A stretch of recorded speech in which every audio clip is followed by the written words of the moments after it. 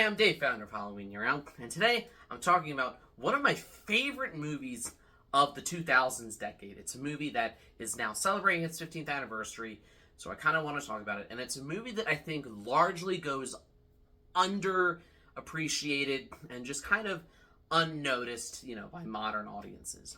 What movie? I'm, of course, talking about Sam Raimi's Drag Me to Hell from 2009.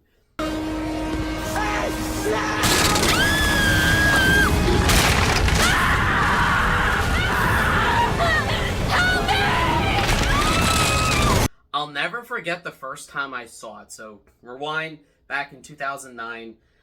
This is back when Netflix was just known for mailing you DVDs. They just kind of started streaming, and I rented the DVD from Netflix because I didn't go to the movies that often back then because I was a broke college student.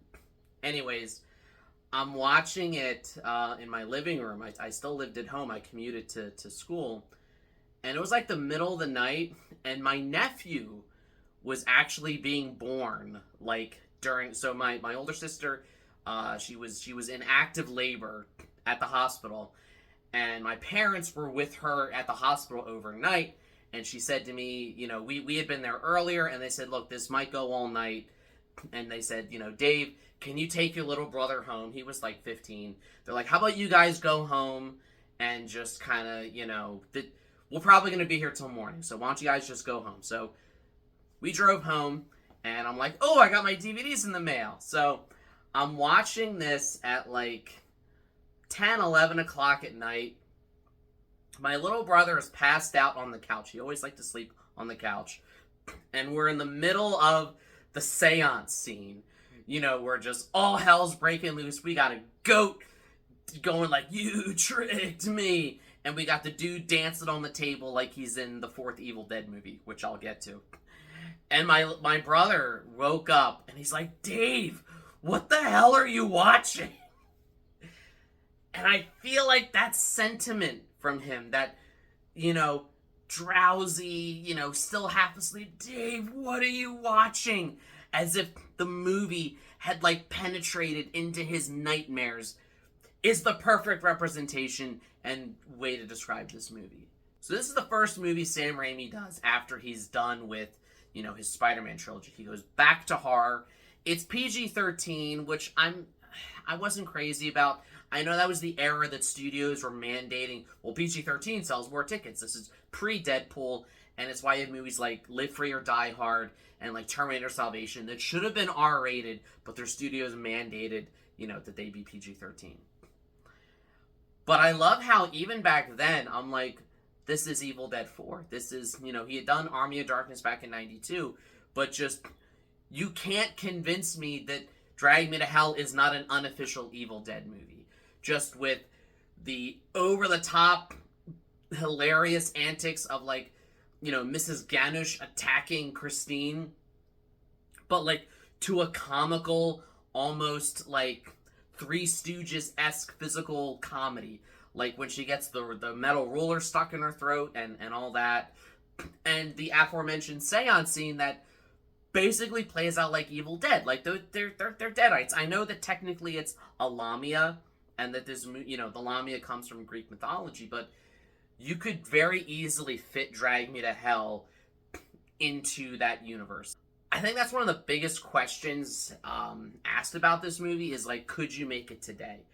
And I know I'm walking through a minefield here because yes, obviously when you say oh, could this movie be made today? Well, obviously the answer is no, or at least no, it would be made differently today because visual effects are different today. Oh, could you make could you make Ben-Hur today? Well, yeah, but it would look different. It would be boring, like that remake they did that nobody saw, even though it starred Morgan Freeman.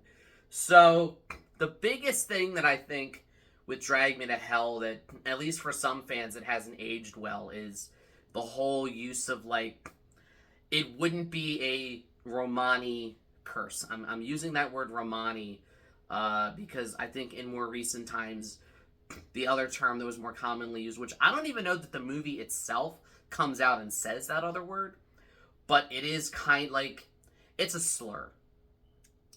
And there's no art, like, it's a slur. And honestly, I didn't even realize it was and most people who use it are not using it maliciously.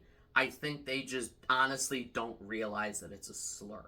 So I think that, yes, it couldn't be made today in the sense that it wouldn't be specific to, like, this religion or culture, but you could very easily still do it where, like, Mrs. Ganush is some sort of, like, witch or sorceress, or you can still easily do a movie about, a woman who, denies this thing to a person, and as a result, some demon is, coming after her. So, in that sense, I don't think you can make it today.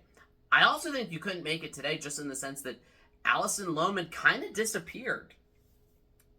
She kind of had a steady career going. I first saw her in Matchstick Men, where she was Nicolas Cage's daughter in that movie, and then not that long after this, she kind of retired from acting.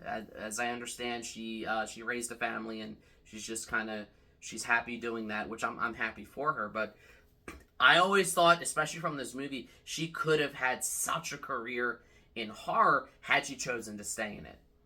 But to answer the ultimate question of could this movie be made today, the answer is yes. It would have been different, and in a way, this movie has been made more recently.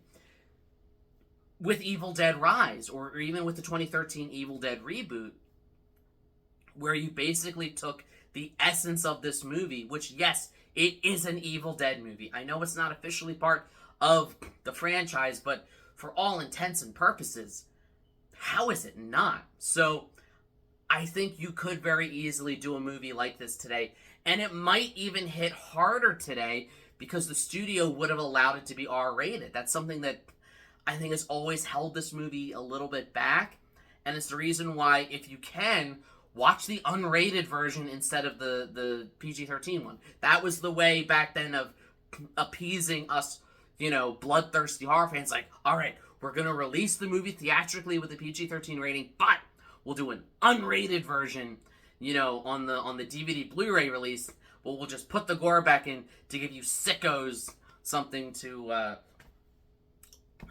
admire. What exactly is it that draws us to all the blood and gore? My therapist hasn't been able to pinpoint it for me. I've noticed a discourse recently about this movie, just on, like, Twitter, where people are saying, like, oh, Christine didn't deserve that. That was way too harsh. How could she be expected not to deny Mrs. Ganush that extension on her mortgage? Mrs. Ganush wasn't paying her bills. And then it becomes this, like, weird, like, political argument. But I think that to have that argument is to kind of miss the whole point of the movie. At its core, Drive Me to Hell is a morality tale. It's like those old fables where, character makes a mistake, and as a result, they suffer this terrible fate. And the obvious takeaway is for the viewer, for the audience, to make the right decision. She even admits at the end of the movie to Justin Long, who, side note, this is one of the few horror movies that Justin Long doesn't die a gruesome death, but watching his fiancée get dragged to hell, I feel like it's on par. So he still greatly suffers in this. But anyways, Christine tells him, you know what, I could have given Mrs. Ganush that extension. And she really only didn't do it because she was trying to impress her boss, because she wanted that, assistant manager's job at the bank. Or, sorry, assistant to the regional manager. That was for you fellow Office fans out there. But it very, kind of overtly and explicitly comes out and says, this is the point of the movie, is that, yes, she deserved that fate because she made that greedy, selfish decision. And that's sort of the whole point of the movie. That this movie it could very easily go along with, like, an old, messed up fairy tale from, one of Grimm's stories or something like that. But hey, these are just my thoughts on the movie. I kind of wanted to do, I know that normally for anniversaries lately, I've been doing the fun facts. With this movie only being 15, I kind of want to do something a little different. Let me know what you thought. Let me know if you like this approach. I didn't want to, like, just do a flat-out, like, review of it, where I just kind of, I know so many YouTubers do that, where, like, they start, oh, let's just go through the whole movie and talk about it. I'm assuming if you're watching this, you've probably seen the movie. I don't need to recap it for you. I just kind of wanted to have a, for lack of a better term, a rant just about what I thought about the movie and its greater ideas and themes. If you like that type of content, please let me know. Please leave a comment. Tell me what you thought of the movie. I would love to hear about it, and if you would like to see more stuff like this. But hey, I've been Dave from Halloween Year Round. Like, share, subscribe, all the YouTube stuff. If you don't, you may be stalked by a Lamia and dragged to hell. And as always, every day is Halloween.